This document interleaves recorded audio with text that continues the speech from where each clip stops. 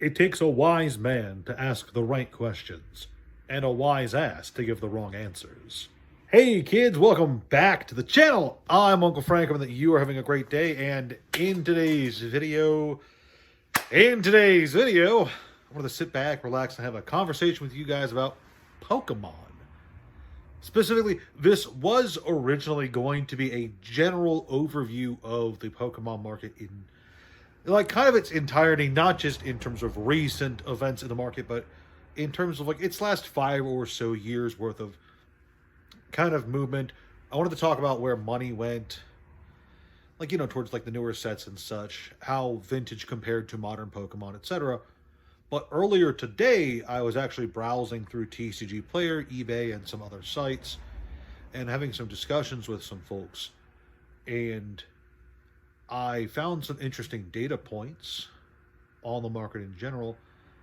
And this quickly went from a general video about Pokemon to a very specific Journey Together video.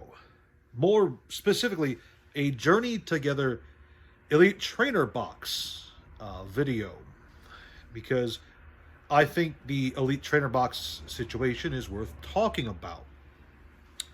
So for those of you who may have been living under a rock, the last few sets of Pokemon have been rather difficult to get a hold of.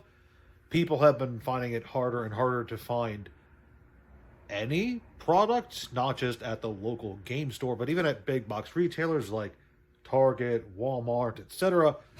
Because what will happen is restock comes in, and then those evil, super vile scalpers who ruin childhoods will come through and clear the entire place out and then flip them online for quadruple the price, right?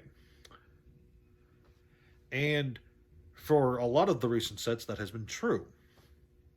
And you would find days after release that these ETBs, these even booster boxes, packs, the blisters would all be going online for much higher than MSRP.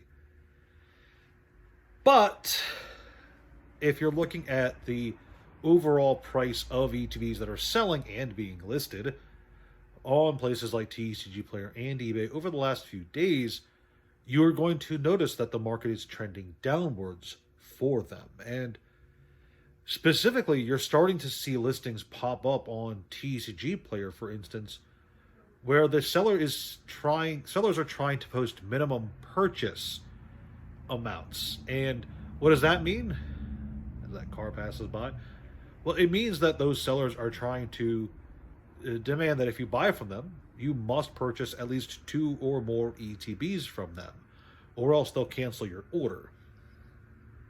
Now, I'm not going to get into whether or not they're right to do that. I'm not going to talk about whether or not that's, cool or not. They're listing it. They can, put whatever they want on the listing entry. However, I am going to talk about how that is a very interesting piece of data for the Journey Together ETB as a whole, because that to me is a sign that things are starting to shift in Pokemon a lot earlier than I thought they would, because I thought we weren't going to see a market cool off or a price retraction until the later half of this year. I thought that September, October, November was going to be the time where we would start to see prices start to trend downward for certain products.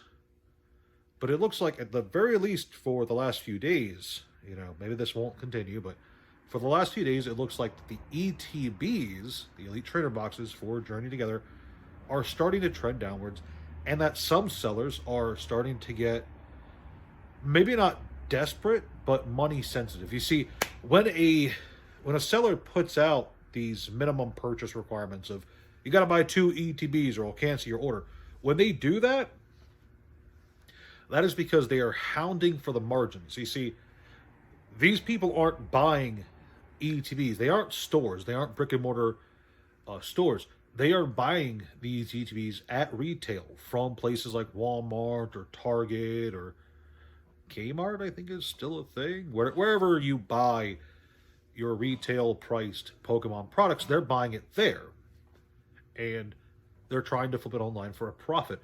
Well, as more time passes and as more time passes and as more ETBs enter the market, because they do keep restocking. I actually saw some at my local Walmart, not last week, end of last week. I saw some. I didn't grab them, and I probably should have, but that's beside the point. As more hit the market, it becomes more apparent that maybe there's more of these Elite Trainer boxes available than some people thought. People are less willing to spend exceptionally high prices for them, and overall, there's pressure on the ETBs pushing their prices downwards. So when somebody puts this minimum purchase requirement on the ETB, what they're trying to do there is they're trying to get as much profit out of that sale as possible. They're trying to secure as good a margin as they can, because when you buy an ETB, let's say that ETBs sell, I know that these ones didn't sell, but let's just say that they sold for $50 at Walmart, right? And you want to sell them for $69.99, right? Which is about where you're seeing them on TCG Player right now. When you sell it on TCG Player is going to take a cut, obviously. They're going to take 10 to 13% based on what kind of seller you are. You're going to have to hold off some for taxes. You're going to have to put money aside for the shipping components, the box, bag, whatever you put it in. You're going to have to pay for shipping. Well, you can't really cut down on the fees. If you're a seller on TCG Player, you're paying those fees. You can't really skimp on the taxes, because the IRS is going to come for you one way or the other. They'll find you. You can't really skimp out on the packing materials. Chances are these people are already packing as cheaply as they possibly can. So where do you try and save money? Well, you try and save money on shipping. You see, if you have 100 ETBs, 10 ETBs, let's go with 10. Let's say you manage to pick up 10 ETBs from your local Walmart. Well, if you sell all 10 of those at once and you ship them all at once, you only have to pay the shipping cost for that one time. But if 10 different people buy 10 different ETBs, you're paying that shipping 10 times, because it ain't cheap to ship a box like that. The package material itself costs some money, and the shipping label, the tracking number information, that costs money too. The USPS is not a free service. So these people are trying to encourage you to buy multiple ETBs from them in order to save on shipping costs, which is maybe not a sign of panic, but it is a sign that they are being price conscious, and that they're trying to they're trying to like butter up the margins wherever they can. Margarines, butter, steak. I'm hungry now. But I just thought that was a very interesting thing to see.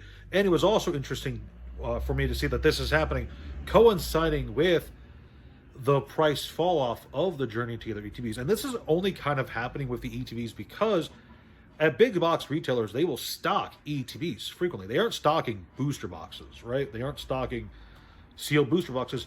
So I'm not all that surprised to see this happening with ETBs as opposed to booster boxes. Booster boxes are still in high demand because no one can really get those in stock. But the ETBs, well, those are continuing to flow into Walmart and Target, etc.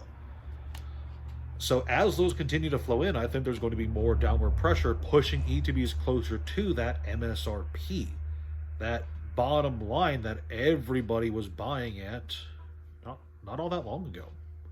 Now, is it going to stay at that point? Is market demand going to eat up all the ETBs, and in just a few weeks we're going to see them skyrocket again? I don't know. It's definitely a possibility. But for now, for this snapshot in time, we are seeing some people try their very best to make the most of a situation and try a few different tactics to make as much profit off of an ETB sale as possible, which is just something interesting that I wanted to note. Now, where will this lead? Well, the thing is, Journey Together is not a specialty set, right? It's not like the Evolutions set from a few months ago. It's a normal booster box set, so it's going to be available for a while. And I think the Pokemon Company is going to put out quite a lot of it. I don't know if that's going to affect booster boxes, and I doubt it will affect the overall availability of booster boxes in the near or long-term future.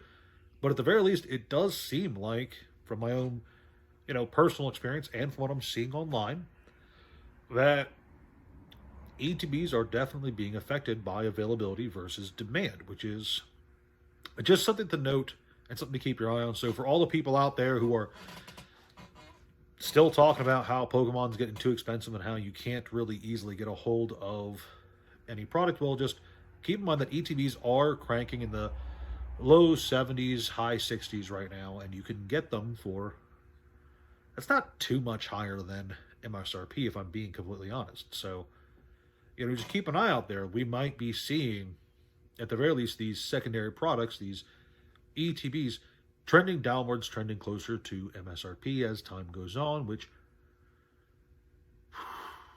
if people get desperate enough to make some sales, that could potentially affect other products on the market as people try to just kind of make whatever money they can wherever they can. And a race to the bottom is